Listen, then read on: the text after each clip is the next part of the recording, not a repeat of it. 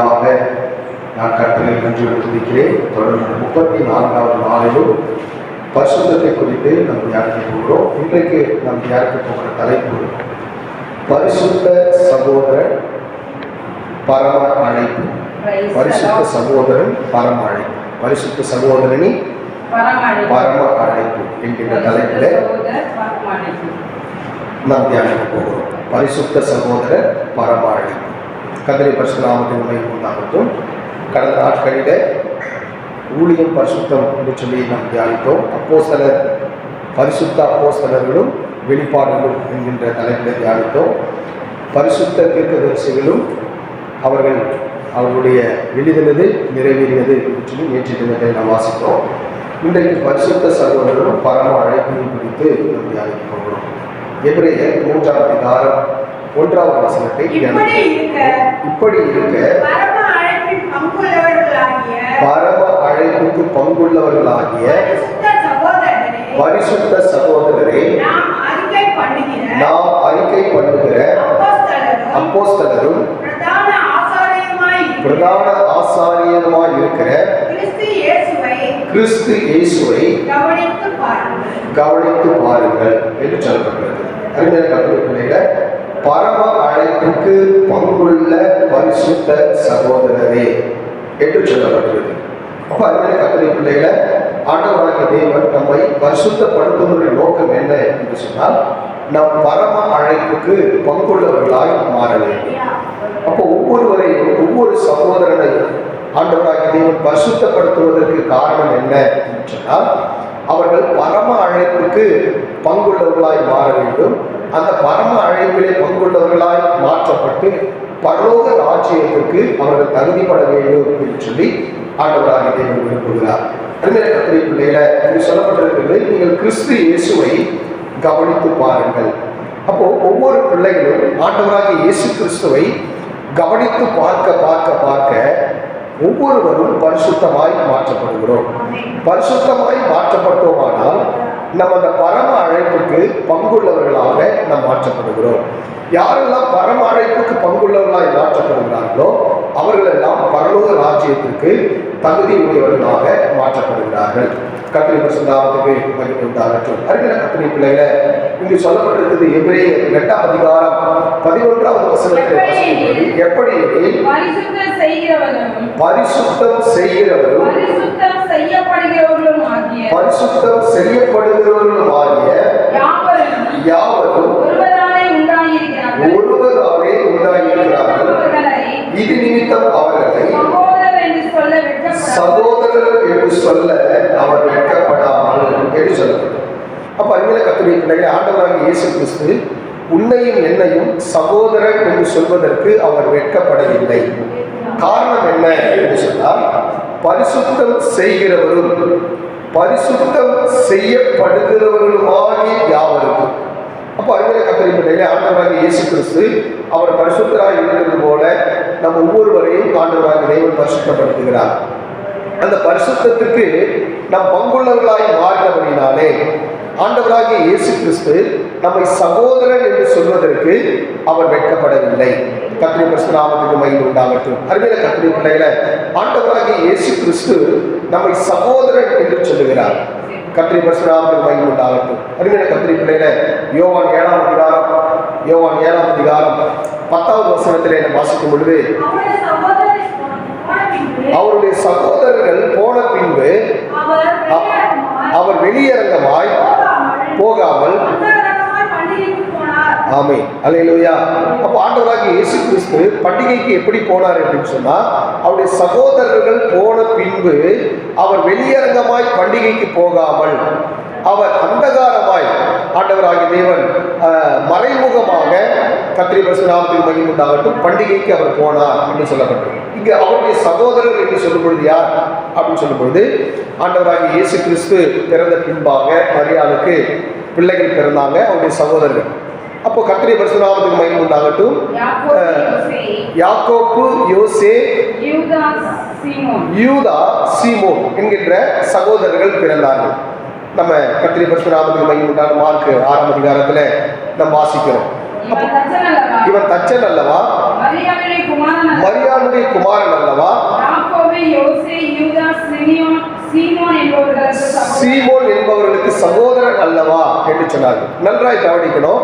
எழுத்தின்படியாக ஆண்டவராகிய இயேசு கிறிஸ்துவுக்கு சகோதரர்கள் இருந்தாலும் ஆண்டவர் யாரை சகோதரர்கள் என்று சொல்லுகிறார் என்று சொன்னால், யாரெல்லாம் பிதாவின் சித்தத்தை செய்கிறார்களோ அவர்களை தான் ஆண்டவர் என்னுடைய சகோதர சகோதரிகள் என்று சொல்லுகிறார். கர்த்தருடைய பரிசுத்த நாமத்திற்கு மகிமை உண்டாகட்டும். மத்தேயு 12ஆம் அதிகாரம் 47, 48, 49, 50 வசனங்களை வாசிக்கும்போது, அப்பொழுது ஒருவன் அவரை நோக்கி உம்முடைய தாயாரும் உம்முடைய சகோதரரும் உம்மோடு பேச வேண்டும் என்று வெளியே நிற்கிறார்கள் என்றார்.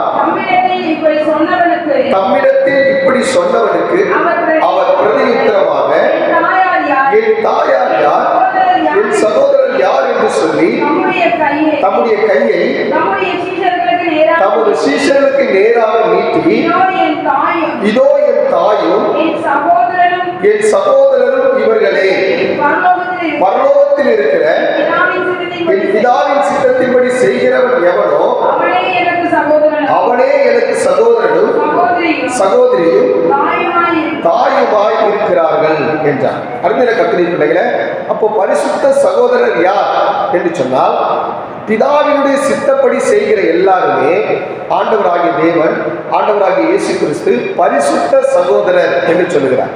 ஏன்னா நம்முடைய ஆண்டவராகிய இயேசு கிறிஸ்து எப்படிப்பட்டவர் என்று சொன்னால், அவர் பரிசுத்தமானவர். அப்போ அவருக்கு நம் சகோதரர்களாய் மாற வேண்டுமானால் நாம் பிதாவினுடைய சித்தத்தை நாம் நிறைவேற்ற வேண்டும். பிதாவினுடைய சித்தத்தை யாரெல்லாம் செய்கிறார்களோ அவர்களைத்தான் ஆண்டவர் என் சகோதரனும் என் சகோதரியுமாய் இருக்கிறார்கள் என்று சொல்லுகிறார். அருமையான கர்த்தருடைய பிள்ளைகளே, அப்ப நம்ம பரிசுத்த சகோதரராய் மாற வேண்டுமானால் நம் பிதாவினுடைய சித்தத்தை நாம் நிறைவேற்ற வேண்டும். அப்ப பிதாவினுடைய சித்தத்தை நாம் நிறைவேற்ற வேண்டும். அருமையான கர்த்தருடைய பிள்ளைகளே, அப்ப பிதாவின் சித்தம் என்ன? எல்லா மனுஷனும் பரிசுத்தமாய் மாற வேண்டும். அல்லேலூயா. ஒன்று தெசலோனிக்கர் 4ஆம் அதிகாரம் 3ஆவது வசனத்திலே வாசிக்கும் பொழுது அங்கே சொல்லப்பட்டது, பரிசுத்தம் உள்ளவர்கள் ஆக வேண்டும் என்பதே தேவனுடைய சித்தமாய் இருக்கிறது. அப்ப தேவனுடைய சித்தம் என்ன? நீ பரிசுத்தமாய் மாற வேண்டும். அப்ப பரிசுத்தமாய் மாறினவர்களை ஆண்டவர் சொல்றாரு, என்னுடைய பரிசுத்த சகோதரர்கள் இவர்கள். அல்லேலூயா. அப்போ உடன் பிறந்தவர்களை ஆண்டவராக இயேசு கிறிஸ்து சொல்லல. கர்த்தருடைய பரிசுத்த நாமத்துக்கு மகிமை உண்டாகட்டும். உடன் பிறந்தவர்கள் வந்து கேட்கிறாங்க, ஆண்டவரே உம்மை பார்க்க வேண்டும் என்று உங்களுடைய தாயாரும் உங்களுடைய சகோதரர்களும் உங்களுடைய சகோதரிகளும் வெளியே நிற்கிறாங்க, காத்து கொண்டிருக்கிறாங்கன்னு சொல்லி. அப்ப சொன்னவனுக்கு ஆண்டவர் பதில் சொல்றாரு, என்னுடைய சகோதரன் யார் என்று சொன்னால் பிதாவினுடைய சித்தத்தை செய்கிறவர்கள் தான் என்னுடைய சகோதர சகோதரிகள் என்று சொல்கிறார். அல்லேலூயா. அருமையான கர்த்தருடைய பிள்ளைகளே, அப்ப இயேசு கிறிஸ்துவுடைய உண்மையான சகோதரர்கள் யார் என்று சொன்னால், யாரெல்லாம் பரிசுத்தமாக்கப்படுவதற்கு தன்னை ஒப்பு கொடுக்கிறார்களோ அவர்கள் எல்லாம் ஆண்டவர் சொன்னாரு, என்னுடைய பரிசுத்த சகோதரர்கள், என்னுடைய பரிசுத்த சகோதரிகள் என்று சொல்லுகிறார். அருமையான கர்த்தருடைய பிள்ளைகளே, கர்த்தருடைய பரிசுத்த நாமத்துக்கு மகிமை உண்டாகட்டும். அவர் பிதாவினுடைய சித்தத்தை நாம் இந்த பூமியிலே செய்கிறவர்களாக இருக்க வேண்டும். அருமையான கர்த்தருடைய பிள்ளைகள், இன்னைக்கு நிறைய பேர் வசனத்தை கேட்கிறாங்க, ஆனா யாரெல்லாம் அதன்படி செய்கிறாங்க? கர்த்தருடைய பரிசுத்த நாமத்துக்கு மகிமை உண்டாகட்டும். கேட்பது இன்னைக்கு உலகத்தில் இருக்கிற எல்லாருக்கும் சுவிசேஷம் அறிவிக்கப்பட்டு விட்டது. அல்லேலூயா.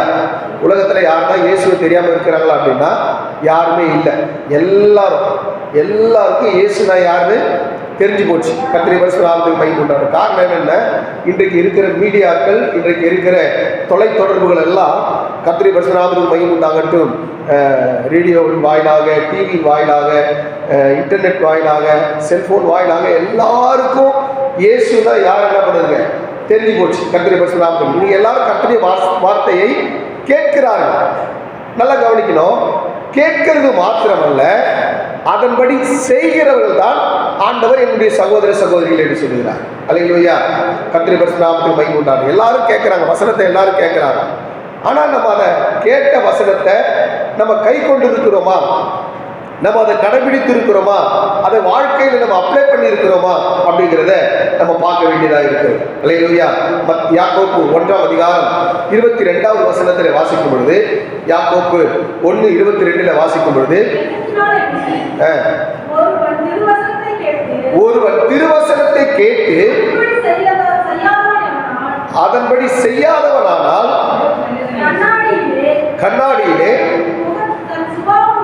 தன் சுபாவ முகத்தை பார்க்கிற மனுஷனுக்கு ஒப்பாயிருப்பான். 22வது வசனம், அல்லாமலும் நீங்கள் உங்களை வஞ்சியாதபடிக்கு திருவசனத்தை கேட்கிறவர்களாய் மாத்திரமல்ல அதன்படி செய்கிறவர்களாய் இருங்கள். அல்லேலூயா.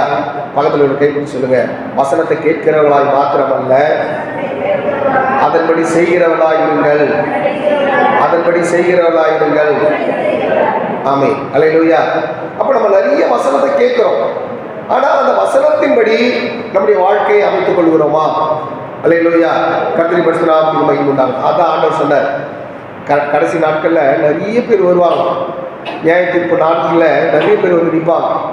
இன்னும் சொல்லுவாங்க, ஆண்டவரே உங்களுடைய நாமத்தினாலே தீர்க்க தரிசனம் உரைத்தோம், உமது நாமத்தினாலே பிசாசுகளை துரத்தினோம், உமது நாமத்தினாலே அற்புதங்களை செய்தோம், எல்லாம் உங்க நாமத்தினால் தான் ஆண்டவர் செஞ்சோம் அப்படின்னா. ஆண்டவர் சொல்வாரு, அக்கிரம செய்கைக்காரரே என்னை விட்டு அகன்று போங்க. காரணம் என்ன? அவங்க அற்புதங்களை செஞ்சாங்க, தீர்க்க தரிசனம் உரைத்தாங்க, நிறைய காரியங்கள் செஞ்சாங்க, ஆனா அவங்களுடைய கிரியைகள் என்னென்ன? தேவனுக்கு பிரியமில்லாமல். அல்லேலூயா. அருமையான கர்த்தருடைய பிள்ளைகள், ஆண்டவர் சொல்றார், மத்திய 7ஆம் அதிகாரம் 21வது வசனம் சொல்றாரு, பரலோகத்தில் இருக்கிற என் பிதாவின் சித்தப்படி செய்கிறவனே பரலோக ராஜ்யத்தில் பிரவேசிப்பான அல்லாமல் என்னை நோக்கி கர்த்தாவே கர்த்தாவே என்று சொல்லுகிறவன் அதில் பிரவேசிப்பது இல்லை என்று சொல்லுகிறார். அல்லேலூயா. அப்ப யார் பரலோக ராஜ்யத்துக்கு பிரவேசிப்பாங்க?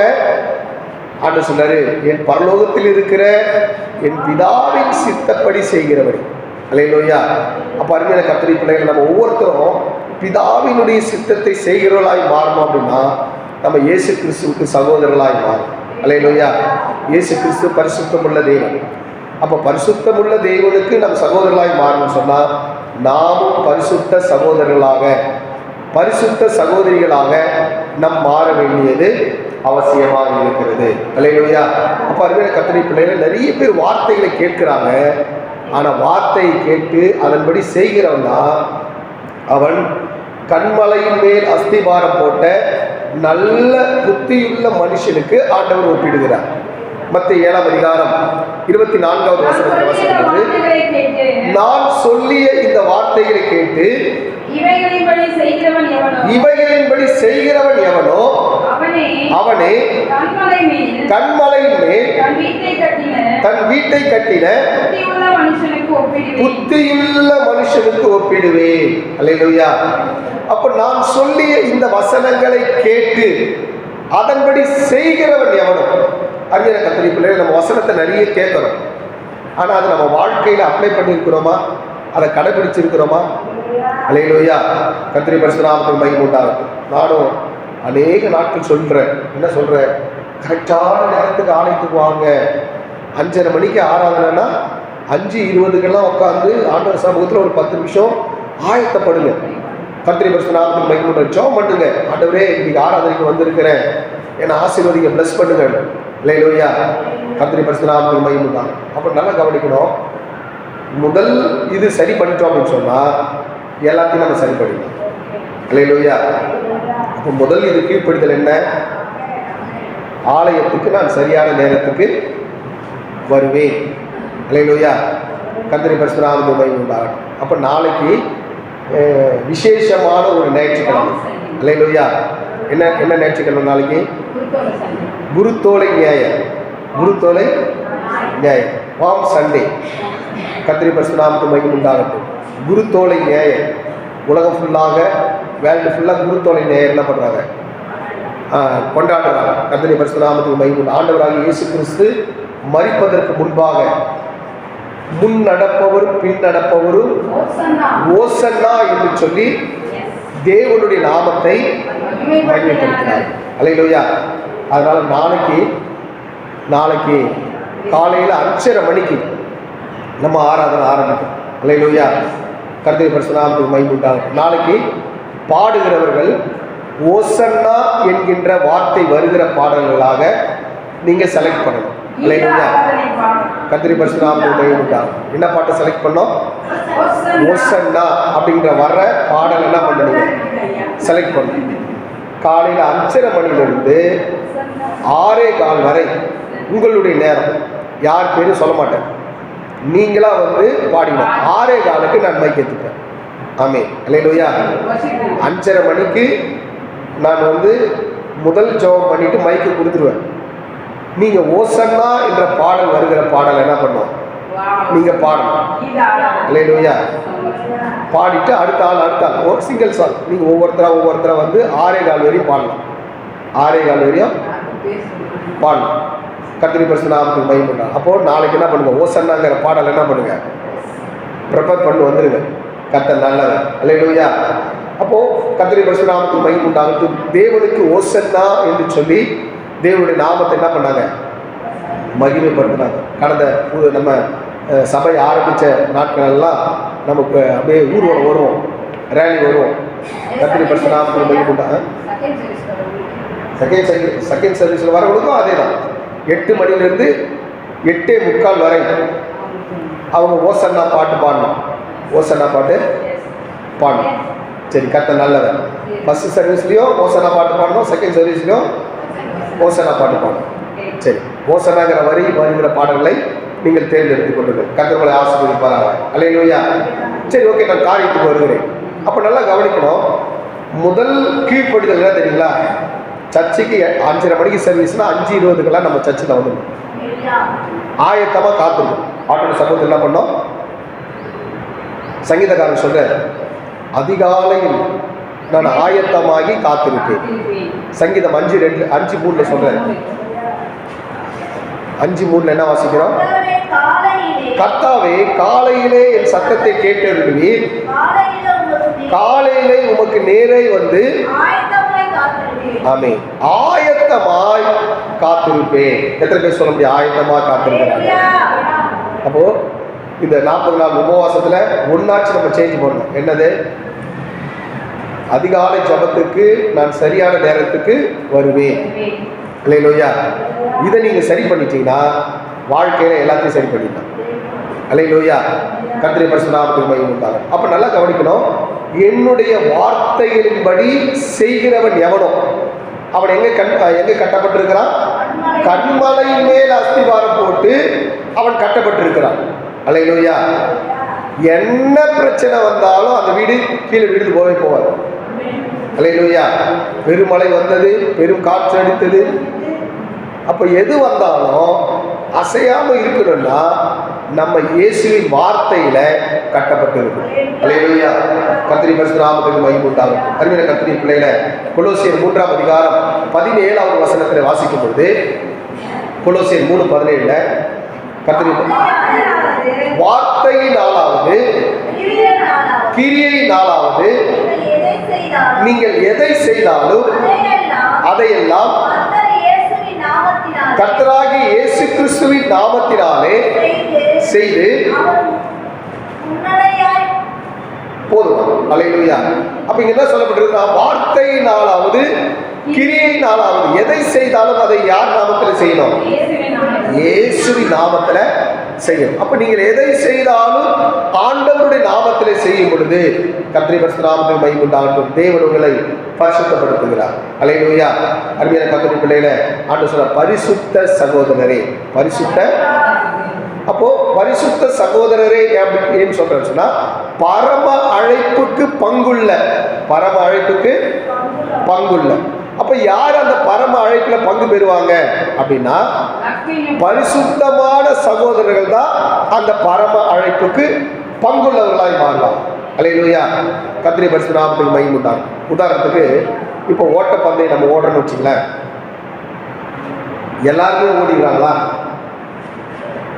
எல்லாரும் ஓட மாட்டாங்க. முதல்ல ஓட்டப்பந்தயத்துக்கு நான் ஓட போறேன்னு சொல்லி முதல்ல பேர் கொடுக்கணும். முதல்ல என்ன பண்ணோம், நான் ஓட்டப்பந்தயம் ஓட போறேன் அப்படின்னு சொல்லிட்டு பேர் கொடுக்கணும். சரி, பேர் கொடுத்துட்டு நான் ஓட்டப்பந்தயத்துக்கு ஓட போறேன் நினைச்சுட்டு உட்காந்துருந்தா ஓட்டப்பந்தயத்தில் நம்ம ஓட முடியுமா? கர்த்தருடைய பரிசுத்த நாமத்துக்கு மகிமை. அதுக்கு ஓட்டப்பந்தயத்தில் நான் ஓட போறேன், இந்த டைம்ல இந்த தேதியில நான் ஓட போறேன் அப்படின்னு சொல்லி ஒரு பேரை கொடுத்தோம். பேரை கொடுத்த உடனே அதுக்காக என்னை நான் ஆயத்தப்படுத்தினேன். அல்லேலூயா.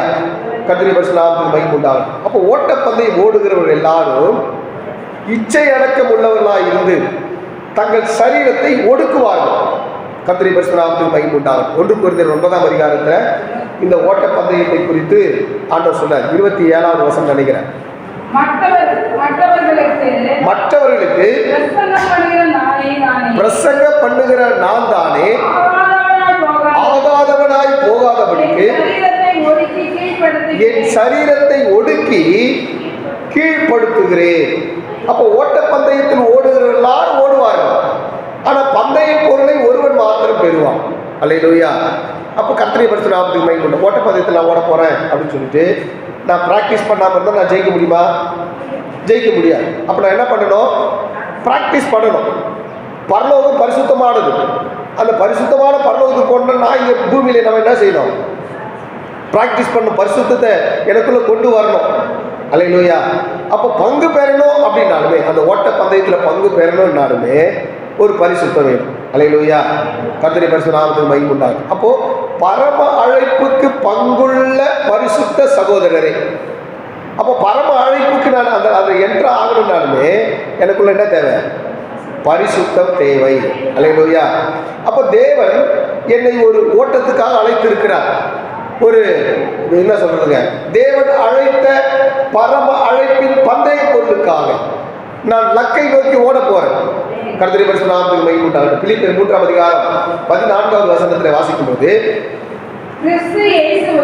கிறிஸ்து இயேசுவுக்குள் தேவன் அழைத்த பரம அழைப்பின் பந்தய பொருளுக்காக லக்கை நோக்கி தொடருகிறேன். அல்லேலூயா. அப்ப தேவன் அழைத்த பரம அழைப்பு, அல்லேலூயா, அந்த பரம அழைப்பில் நான் பங்கு பெறணும் அப்படின்னு சொன்னா நான் பரிசுத்தமாய் மாற வேண்டும். அல்லேலூயா. கர்த்தருடைய பரிசுத்த நாமத்துக்கு மகிமை உண்டாகும். தேவன் உங்களை எதற்காக அழைத்திருக்கிறார்? இதை நான் சொல்லி முடிச்சேன். தேவன் உங்களை எதற்காக அழைத்திருக்கிறார் அப்படின்னு சொன்னா, இப்போ ஒரு ஓட்டப்பந்தயத்தில் நீங்க கலந்து கொண்டு இருக்கிறீங்க. அந்த ஓட்டப்பந்தயத்தினுடைய முடிவு என்ன அப்படின்னா நித்திய ஜீவன், தேவனுடைய மகிமை. நித்திய ஜீவன், தேவனுடைய மகிமை. சரி, இப்போ இந்த நித்திய ஜீவனையும் தேவனுடைய மகிமையும் நான் அடைய வேண்டுமானால், கர்த்தருடைய பரிசுத்த நாமத்துக்கு மகிமை உண்டாகட்டும், ஆண்டவர் எனக்கு இந்த பூமியில ஆண்டவர் ஒரு சில காரியங்களை நியமித்து வைத்திருக்கிறார். அல்லேலூயா. அப்ப வேதம் சொல்றது ரோமர் 8ஆம் அதிகாரம் 28, 29, 30 வசனங்களிலே வாசிக்கும் பொழுது, கர்த்தருடைய பரிசுத்த நாமத்துக்கு மகிமை உண்டாகட்டும். ரோமர் 8, அன்றியும் அவருடைய தீர்மானத்தின்படி அழைக்கப்பட்டவர்களாய் தேவனிடத்தில் அன்பு கூறுகிறவர்களுக்கு சகலமும் நன்மைக்கு ஏதுவாக நடக்கிறது என்று. ஆமென். அல்லேலூயா. அப்ப நல்லா கவனிக்கணும். நீங்க எல்லாரும் தேவனால அழைக்கப்பட்டிருக்கிறீர்கள். எதற்காக அழைக்கப்பட்டிருக்கிறீங்க? அந்த பரம அழைப்பின் பந்தய பொருளை பெரும்படியாய் அழைக்கப்பட்டிருக்கிறீங்க. அப்ப நீங்க உங்களுக்குள்ள ஒரு எண்ணம் இருக்கணும், தேவன் சகலமும் நன்மைக்கு ஏதுவாக என்ன பண்றாங்க? ஆண்டவர் செய்கிறார். அல்லேலூயா. சரி, தொடர்ந்து 29, 30 வாசிப்போம். தம்முடைய குமாரன் அநேக சகோதரர்களுக்குள்ளே முதற் பேரானவனாய் இருக்கும் பொருட்டு தேவனை எவர்களை முன் அறிந்தாரோ அவருடைய தம்முடைய குமாரனுடைய சாயலுக்கு ஒப்பாயிருப்பதற்கு எதற்காக முன்குறித்திருக்கிறாரா? அவருடைய சாயல் உங்களுக்குள்ள உருவாகும்படி. அல்லேலூயா. அப்ப எவர்களை முன்குறித்தாரோ அவர்களை அழைத்திருக்கிறார். எவர்களை அழைத்தாரோ அவர்களை நீதிமான்களாக்கி இருக்கிறார். எவர்களை நீதிமான்களாக்கினாரோ அவர்களை மகிமைப்படுத்தி இருக்கிறார். அல்லேலூயா. அப்ப ஆண்டவர் முன்குறிக்கிறார், அழைக்கிறார், நீதிமானாய் மாற்றுகிறார், மகிமைப்படுத்துகிறார். அல்லேலூயா. அப்போ உங்களை ஏன் ஆண்டவர் பரிசுத்தப்படுத்துகிறார்?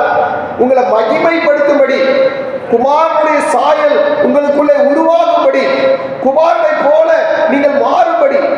அவர் நம்மை சகோதரர் என்று சொல்ல அவர் வெட்கப்படவே இல்லை. அருமையான கர்த்தருடைய பிள்ளைகளை, உன்னை என்னையோ ஒரு பெரிய நோக்கத்துக்காக ஆண்டவர் முன்குறித்து அழைத்து இருக்கிறார். அல்லேலூயா. அந்த பரம அழைப்புக்கு பங்குள்ள பரிசுத்த சகோதரரை. அல்லேலூயா.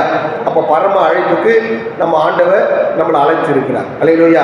சரி, இந்த பரம அழைப்பில நான் நித்தியத்துக்கு நான் போய் சேர வேண்டுமானால் முதல்ல இயேசுவோடு கூட நான் ஐக்கியப்பட வேண்டும். இந்த பூமியில நான் யாரோடு ஐக்கியப்படணும்?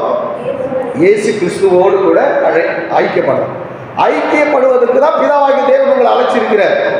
1 கொரிந்தியர் 1ஆம் அதிகாரம் 9வது வசனத்தில் வாசிக்கும் போது, கர்த்தருடைய பரிசுத்த நாமத்துக்கு மகிமை உண்டாகட்டும். 1 கொரிந்தியர் 1:9 குமாரனும் நம்முடைய கர்த்தருமாய் இருக்கிற இயேசு கிறிஸ்துவுடன் கூட ஐக்கியமாய் இருப்பதற்கு உங்களை அழைத்த தேவன். அல்லேலூயா. அழைத்த தேவன் உண்மையுள்ளவர். எதற்காக அழைத்தார் உங்களை? இயேசு கிறிஸ்துவோடு கூட ஐக்கியமாய் இருப்பதற்கு உங்களை அழைத்திருக்கிறார். அல்லேலூயா. அருமையான கர்த்தருடைய பிள்ளைகளே, எங்களுடைய ஐக்கியம் பிதாவோடும் அவருடைய குமாரனாகிய இயேசு கிறிஸ்துவோடு கூட இருக்கிறது. அல்லேலூயா. அப்ப எதற்காக உங்களை அழைச்சாருங்க? இயேசுவோடு கூட ஐக்கியமாய் இருப்பதற்கு. அருமையான கர்த்தருடைய பிள்ளைகளே, நம்முடைய ஐக்கியம் யாரோடு இருக்கணும்? இயேசுவோடு கூட. நல்லா கவனிக்கணும். நம்ம ஐக்கியம் யார் கூட இருக்கோ அவங்க சுபாவம் தான் நமக்கு வரும். அல்லேலூயா. ஒருவேளை நான் கோபக்காரரோடு கூட நான் ஐக்கியப்பட்டேன்னா நான் எப்படி இருப்பேன்? கோபப்படுறோம். அல்லேலூயா. கர்த்தருடைய பரிசுத்த நாமத்துக்கு மகிமை உண்டாகட்டும். ஒருவேளை தூஷிக்கிறவங்க, பெருமை பாராட்டுறவங்க, அல்லது வேற ஏதாவது இந்த பூமிக்குரிய காரியங்களை செய்வங்களோடு ஐக்கியப்பட்ட நான் எப்படி இருப்பேன்? அவங்கள போல இருக்கும். அப்போ இயேசுவோடு கூட நான் ஐக்கியப்பட்ட நான் யாரை போல இருப்பேன்? இயேசுவை போல பாருங்க. அல்லேலூயா. அப்ப நம்முடைய ஐக்கியம் இயேசுவோடு கூட. அப்ப இயேசுவோடு கூட ஐக்கியப்படும் பொழுது அவர் தான் நமக்கு தேவ பலனா மாறுறார், தேவ ஞானமா மாறுறார். 1 கொரிந்தியர் 1ஆம் அதிகாரம் 24வது வசனத்துல வாசிக்கும் பொழுது, ஆகிலும் யூதர் ஆனாலும் கிரேக்கர் ஆனாலும் எவர்கள் அழைக்கப்பட்டிருக்கிறார்களோ அவர்களுக்கு கிறிஸ்து தேவ பலனும் தேவ ஞானமுமாய் இருக்கிறார். அல்லேலூயா. யாருக்கெல்லாம் கர்த்தர் அழைப்பு கொடுத்தாரோ அவங்கெல்லாம் யாரோடு கூட ஐக்கியப்படணும்? கிறிஸ்துவோடு கூட ஐக்கியப்படும் பொழுது அவங்களுக்கு தேவ பலனும் தேவ ஞானமுமாய் கிறிஸ்துவே மாறுகிறார். அல்லேலூயா. அப்ப தேவ பலன் எப்ப கிடைக்கும்? தேவ ஞானம் எப்ப கிடைக்கும்? இங்கே கிறிஸ்துவோடு கூட ஐக்கியப்படும் பொழுது. அல்லேலூயா. அருமையான கர்த்தருடைய பிள்ளைகளை, அப்போ ஆண்டவராகிய தேவனோடு கூட நம்ம இன்னும் ஐக்கியப்பட்டு அவரை போல மாறுவதற்கு கர்த்தர் உதவி செய்ய அவர் வல்லமையுள்ள தேவனாக இருக்கிறார். வேதம் சொல்றது 2 கொரிந்தியர் 2ஆம் அதிகாரம் 14வது வசனத்திலே வாசிக்கும் பொழுது, 2 கொரிந்தியர் 2:14 கிறிஸ்துவுக்குள் எப்பொழுதும் எங்களை வெற்றி சிறக்க பண்ணி எல்லா இடங்களிலும் அவரை கொண்டு அவரை அறிகிற அறிவின் வாசலை வெளிப்படுத்துகிற தேவனுக்கு ஸ்தோத்திரம். அல்லேலூயா. அப்ப அருமையான கர்த்தருடைய பிள்ளைகளே, நம்ம ஆண்டவரை அறிகிற அறிவின் வாசனையை நம்ம ஒவ்வொருவரும் வெளிப்படுத்துகிறவர்களாய் மாற வேண்டும். அல்லேலூயா. அருமையான கர்த்தருடைய பிள்ளைகளே, நீ நானும் மகிமை அடையும் பொருட்டு ஆண்டவராகிய இயேசு கிறிஸ்து உனக்காகவும் எனக்காகவும் அவர் கல்வாரி சிலுவையில ரத்தம் சிந்தினார். அல்லேலூயா. கடைசியாக ஒரு வசனத்தை நான் சொல்லி நான் முடிக்கிறேன். 1 தீமோத்தேயு 6ஆம் அதிகாரம் 12வது வசனத்திலே வாசிக்கும் பொழுது, 1 தீமோத்தேயு 6:12 விசுவாசத்தின் நல்ல போராட்டத்தை போராடினேன், நித்திய ஜீவனை பற்றிக்கொள், அதற்காகவே நீ அழைக்கப்பட்டாய், அநேக சாட்சிகளுக்கு முன்பாக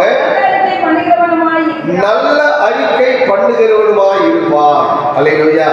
அருமையான கர்த்தருடைய பிள்ளைகளே, நித்திய ஜீவனை பற்றிக்கொள், அதற்காகவே நீ அழைக்கப்பட்டாய். அல்லேலூயா. அருமையான கர்த்தருடைய பிள்ளைகளை, எதற்காக நாம் அழைக்கப்பட்டோம்? நித்திய ஜீவனை பெற்றுக்கொள்வதற்காக, தேவனுடைய மகிமையை வெளிப்படுத்துவதற்காக, தேவனோடு ஐக்கியமாய் இருப்பதற்காக, தேவ ஞானத்தையும் தேவ பலத்தையும் பெற்றுக்கொள்வதற்காக நாம் அழைக்கப்பட்டிருக்கிறோம். அல்லேலூயா. அருமையான கர்த்தருடைய பிள்ளைகளை, பரம அழைப்புக்கு பங்குள்ளவர்களாய் நாம் மாற வேண்டும். அருமையான கர்த்தருடைய பிள்ளைகளை, நம்ம ஓடுகிற ஓட்டத்தை சரியாய் ஓடி முடிக்க கர்த்தர் நமக்கு உதவி செய்வாராக. அல்லேலூயா. ஆண்டவர் அப்ப இன்னைக்கு பரிசுத்த சகோதரரே, நீங்க பரம அழைப்புக்கு பங்குள்ளவர்கள். அல்லேலூயா. பரிசுத்த சகோதரா யாரெல்லாம் மாற்றப்பட்டிருக்கிறாங்களோ அவங்கெல்லாம் ஓட்டப்பந்தயத்துக்கு ரெடி ஆகிட்டாங்கன்னு அர்த்தம். நம்ம களத்தில் கலந்துக்கு போகிறோம். அல்லேலூயா. இப்போ களத்தில் கலந்துனா போதுமா அப்படின்னா இல்லை, ஓடி ஓடி முடிச்சு ஜெயிக்கணும். அல்லேலூயா. அருமையான கர்த்தருடைய பிள்ளைகளை, ஆண்டவராகிய தேவன் ஒவ்வொருவரையும் சரியாய் ஓடி முடித்து உங்களுக்காக வைக்கப்பட்டிருக்கிற அந்த பரிசு பொருளை பெற்றுக்கொள்ள கர்த்தர் உங்களை தகுதிப்படுத்துவாராக. அல்லேலூயா. பரம அழைப்பின் பந்தய பொருளுக்கா